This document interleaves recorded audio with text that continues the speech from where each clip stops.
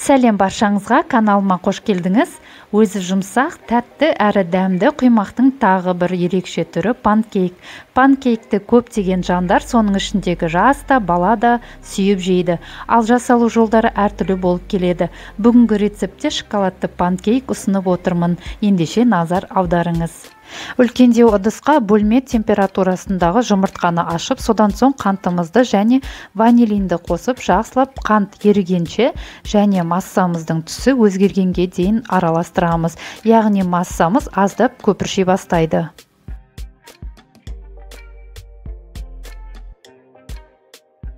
Келесі кезекте көпіршіп бастаған массамызға үстінен жылы сүтті 2 бөліп құя отыра араластырамыз.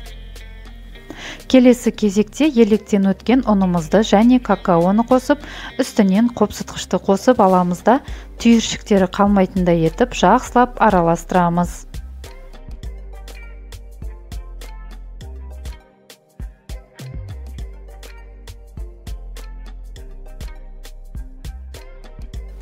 Массамыз біркелкі араласқан соң, соңынан сұйық майды қосып араластырамыз. Содан соң 5-7 минут аралықта демалдырып қоямыз. Массамыз аздап сұйықтау болады.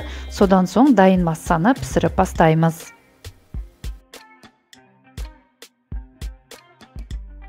Табаны отқа қойып, алдын ала қыздырып аламыз.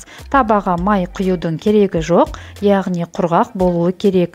Кейін 1-1,5 ас қасықтан қамырды құямыз. Бір бетін 2-3 минут аралықта қуырып, қызарған соң екінші бетін аудару керек.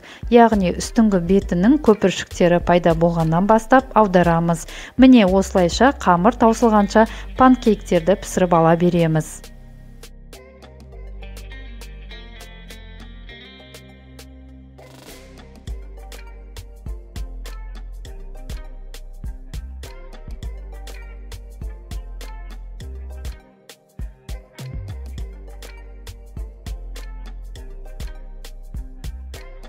Дайын панкейктердің бетіне бал құйып, немесе тәтті тосаппен ұсынуға да болады. Немесе жеміс-жидектер де десертке ерекше сән беріп, дастарханыңыздың сәнін ашады. Ендеше панкейктерді бірге қарайық. Өте жұмсақ әрі балғын болып шыққан. Күнделікті ауыр тіршіліктен шаршап жүре бермей, ойыңыз бөлінетін жақсы әрі дәмді істермен айналысыңыз. Ендеше әрбір таңыңыздың тәтті басталуы үшін сізге тез әрі оңай дайындалатын панкейктердің дайындалу жолын ұсынамын. Көп азық-түлікті қажет етпейтін панкейктер сізге де ұнайды деген ойдамын. Рецепті ұнаса лайк басып, каналыма тіркелуді ұмытпаймыз. Ас болсын!